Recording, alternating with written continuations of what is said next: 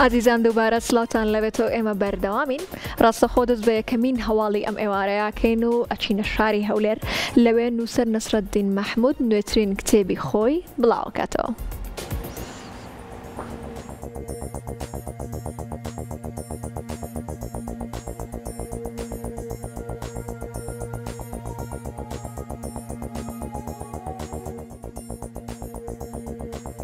یەکێتی نووسەرانی کورد لقی هەولێر کۆڕێکی بۆ نەسرەدین مەحموود ڕێکخست. لە کۆڕەکە نووسەر نوێترین بەرهەمی چاپکراوی خۆی بەناوی بەرپرسیارەتی مەدەنی بەڕێوەبەری بارکردن و گواستنەوە ناساند و بڵاوکردنەوەی بۆ کرا. لە بەشێکی کۆڕەکە نووسەر بە وردی باسی لە ناوەڕۆکی بەشێکی ئەو پێکهاتە ئەدەبی و ڕۆشنبیریانەی ناو کتێبەکەی کرد کە بۆ دووپاتکردنەوەیان پشتی بەدەقە یاساییەکان بەستووە.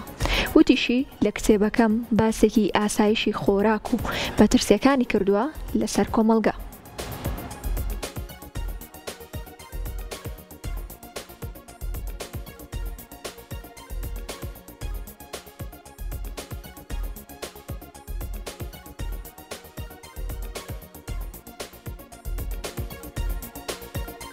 دووەم جارە لێرە ئەو بەرهەمە پێشکەشەکەین، بەرهەمی دووەممانە.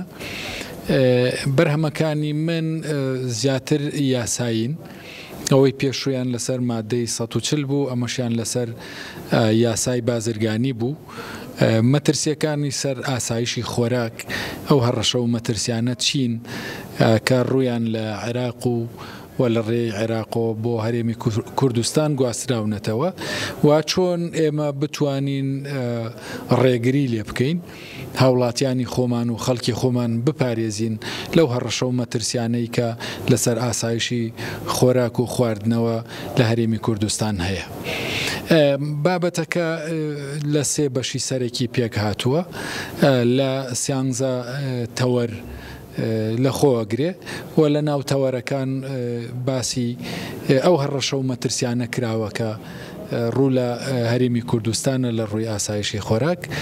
بەشی یەکەمیان باسی یاسای بازرگانی عێراقەکە، بەشی دووەمیان باسی یاسای بازرگانی ئێرانەکە و بەشی سێهەمیان بەراوردێکە لە نێوان هەردوو یاساکانی هەردوو وڵات.